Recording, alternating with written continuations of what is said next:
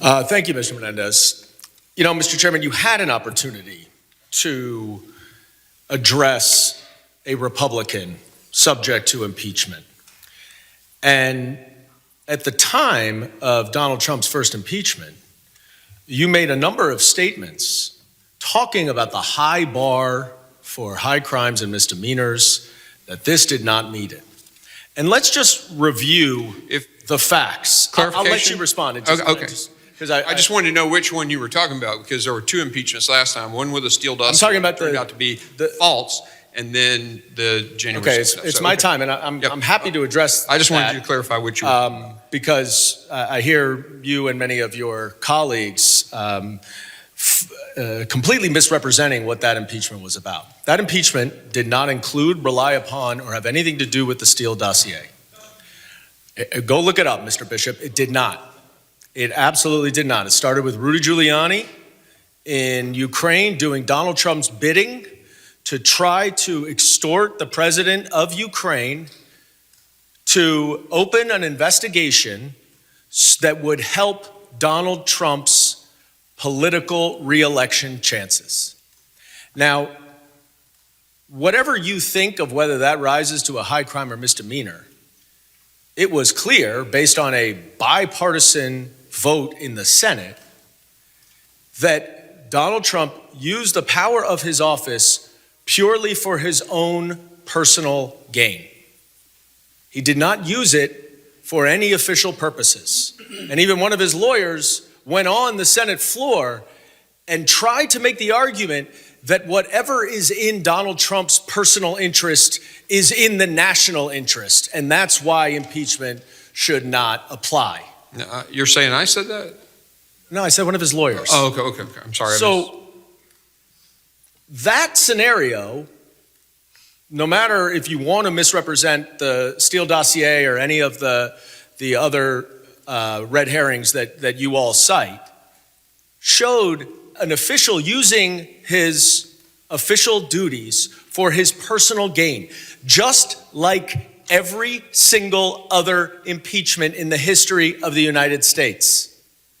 And so what we have here is an official acting in his official capacity for the benefit of the public interest, as he has done for his 22-year career in government service. And you like to quote Ms. Pearlstein on the other side of the aisle, I believe talking about your made-up, fabricated article of impeachment of breaching the public trust, and that she said that actually could be an article of impeachment. And what she said is, offenses against the public trust are instances in which an official is willfully acting for his own benefit or the benefit of his own power or on behalf of a foreign power, which of course was what the framers were worried about when they talked about unworthy men who would take bribes from foreign governments when they created, as Mr. McCall said, what is now the Department of State. So we can disagree on what's going on at the border. We can disagree about how to solve it. That's what Congress is about, and that's what the Senate is going through right now, to give the administration the authorities that it needs to be able to address the situation at the border.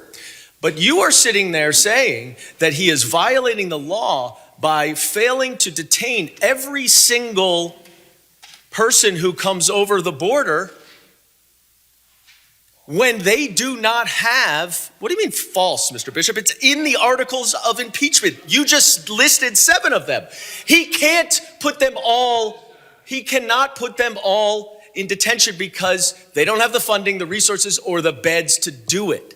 You are trying to hold Secretary Mayorkas to a puritanical standard that you have never held anyone else to before, including Donald Trump, who let 1 million migrants go in the United States while he was president. And yet You say that only when Secretary Mayorkas does it, Gentleman's time does has it rise to expired. the level of Gentleman's time has expired. Is there anyone further who would like to comment on the amendment in the nature of the substitute?